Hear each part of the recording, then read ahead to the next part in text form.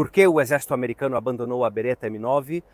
Olá a todos, eu como sempre sou Vlads para a História e sei coisas sobre tiro. E por que exatamente isso aconteceu? Por que o exército americano adotou a SIGP-320? Muitos têm opiniões estranhas e, na minha opinião, pouco baseadas em fatos. Sobre a situação da SIGP-320, M17 e M18 nas Forças Armadas dos Estados Unidos da América, dediquei 2 vídeos. Um primeiro vídeo, há alguns anos, sobre a adoção um tanto duvidosa dessa arma e um vídeo relativamente recente que fala dos graves problemas que a SIG está tendo justamente com essa arma. E muitos, justamente comentando os problemas da M17 e da M18, simplesmente dizem que era melhor ter ficado. Ficar com a Beretta era melhor manter as Berettas M9. A adoção da SIGP-320 é duvidosa e pode não ter sido a melhor escolha para o exército americano. Bem, a Beretta M9, a Beretta Série 90, em serviço, tinha seus problemas. Precisamos, de fato, entender por que foi realizado o concurso do Modular Handgun System, por que o exército americano não estava mais satisfeito. A Beretta M9. Precisamos pensar não em termos de amigos no estande de tiro, que vão atirar 2 vezes, mas em termos de um exército que precisa armar centenas de milhares de soldados. E a Beretta Série 90 M9? Após um longo serviço, décadas de serviço e várias guerras, principalmente no Iraque e no Afeganistão, ela já estava mostrando sinais da idade. Não só em termos de construção, não só no sentido de desgaste das peças, mas também conceitualmente. É uma arma que nasceu conceitualmente nos anos 70, e as técnicas de tiro e as necessidades dos operadores que vão usar fisicamente as armas mudam porque o mundo do tiro muda. Para preparar este vídeo, usei um artigo muito interessante de 2013, publicado na National Defense, uma prestigiosa revista militar americana, que fala um pouco sobre a obsolescência de praticamente todas as armas no arsenal do exército americano, mas em particular aborda a questão das pistolas. Até porque ele vai conversar, na verdade entrevistar, uma das pessoas responsáveis por definir o que se tornaria, poucos anos depois, em 2017, o concurso do sistema de pistola modular.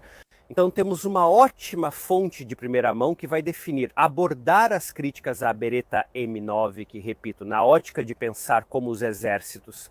A Beretta M9 da série 90 funciona muito bem para vários usos. É verdade que, por certas características, ela mostra a idade, porém continua sendo uma pistola absolutamente válida no cenário internacional das forças de segurança e militar. Precisamos entender exatamente o que o exército americano não gostava. O artigo deixa uma primeira coisa muito clara. A principal razão para a substituição dessas armas é que essas Beretta M9 simplesmente chegaram ao fim de sua vida útil. O exército americano possuía centenas de milhares dessas pistolas muito desgastadas, sem mais utilidade. Essencialmente peças de reposição. Teria essencialmente peças de reposição, como diz o artigo, por mais 2 anos. Estamos em 2013 quando isso é escrito. E não é questão de pedir 2 blocos de fechamento da Beretta. Estamos falando de centenas de milhares de armas, centenas de milhares de componentes de armeiros, de muitas coisas que giram em torno da logística de uma arma de fogo. Tenham isso muito bem em mente, porque isso vai nos permitir entender muito melhor os requisitos do sistema de pistola modular. Mas não bastaria fazer outro contrato para mais? Beretta M9, o artigo deixa claro que não. O que se queria da nova arma era demais. Era necessário buscar um novo design, não bastava consertar ou modernizar todas as Beretta M9. Quais eram as falhas técnicas identificadas na Beretta M9?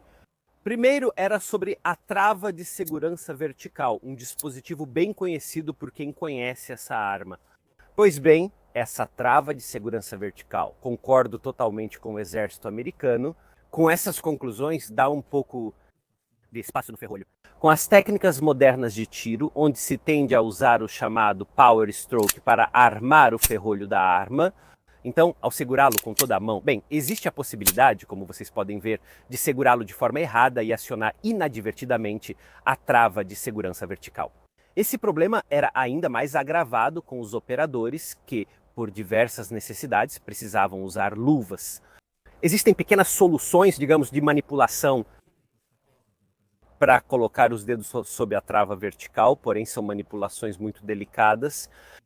Hoje em dia, tende-se a ensinar o uso de armas técnicas que não exigem movimentos motores finos.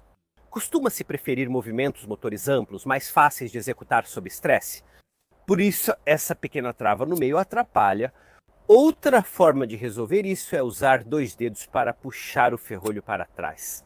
Esse também é um movimento motor fino, também é um movimento motor difícil de fazer com luvas. Muitos soldados do exército americano, ao puxar o ferrolho da arma, ativaram acidentalmente a trava de segurança. Outra crítica é em relação ao ferrolho aberto. Se o ferrolho está aberto, a bereta icônica ela deixa muito espaço para a ejeção do cartucho, então a cápsula pode sair muito facilmente. Bem, essa grande abertura deixa muito espaço para sobressair. Se na Europa ou no estande de tiro isso não é um grande problema, no momento em que vamos para ambientes desérticos como o Iraque e o Afeganistão, isso era um problema. As armas se mostravam pouco confiáveis nesses ambientes difíceis. Apesar da manutenção, essa janela simplesmente deixa muita abertura para sujeira. Outra crítica que podemos apontar é em relação à empunhadura. A empunhadura da Beretta Série 90 é objetivamente grande. Dispensem comentários como, mas eu consigo empunhar a Beretta perfeitamente. Parabéns, eis sua medalha. No entanto, muitas pessoas, objetivamente, e eu percebo isso também trabalhando no TSN, onde se atira muito com essas armas, realmente têm dificuldade. Não sou exatamente pequeno, mas ao empunhar a arma, não consigo apertar o botão de liberação do carregador. Em outras armas que têm a empunhadura menor, eu consigo. A empunhadura da Beretta é grande, não há dúvida nenhuma sobre isso.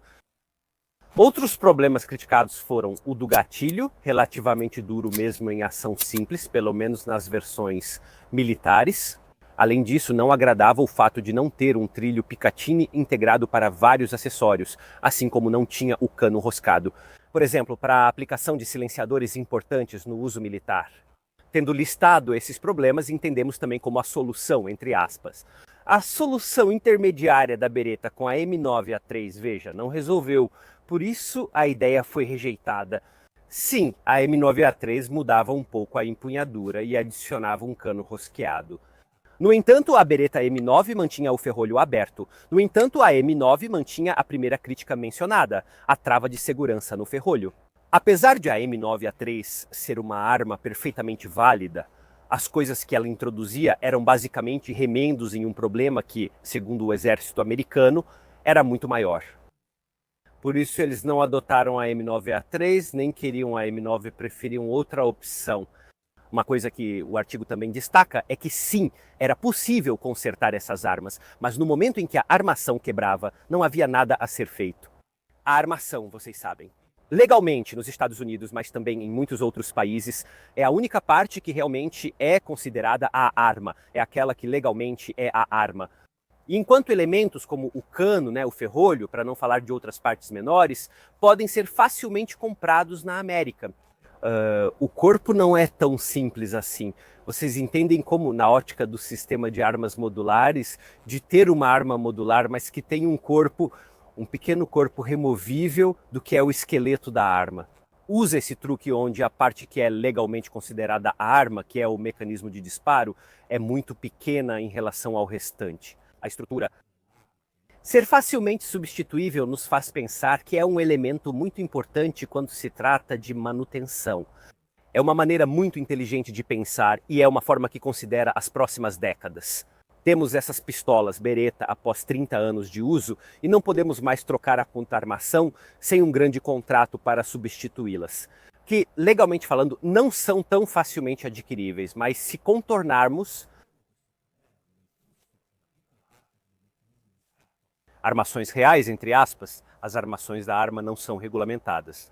Bem, daqui a 30 anos, quando a nossa nova pistola que vamos adotar estiver desgastada, será mais fácil fazer reparos.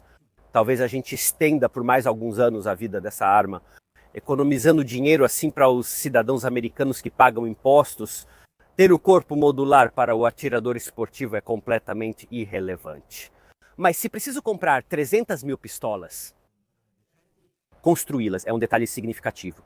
Mesmo que a Beretta tivesse resolvido todas as dificuldades citadas, ainda havia um problema na arquitetura da arma. Mesmo que tivesse, sei lá, a trava de segurança no corpo da arma em outra posição mais conveniente. Bem, daqui a 30 anos, se tivéssemos feito outro contrato, teríamos de novo o mesmo problema, a quebra dos corpos da arma, e eu não podia substituir esses corpos.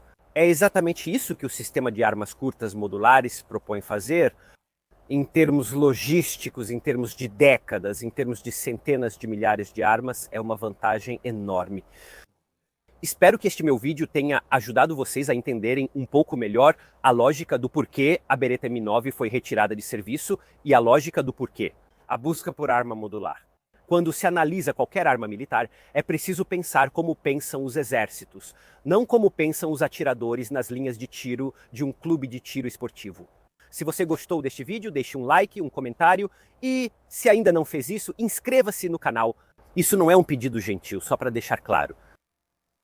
Por hoje é só da minha parte, nós como sempre nos vemos na próxima.